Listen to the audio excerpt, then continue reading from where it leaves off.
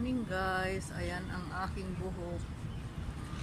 Prepare ng pagkain. Ayan, pinitas ko yung bulaklak ng kalabasa. Kumusta na guys ang lahat?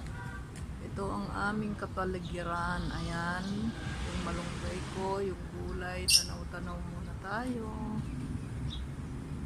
Ayan. Ayan ang aking bakuran. May mga tanim. Mga tanim na halaman, tapos namitas na ako ng tapos ito yung aking sili. Ayan, sili.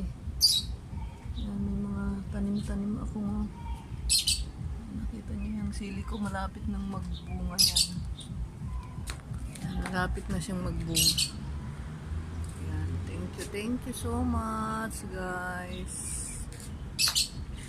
Bye bye.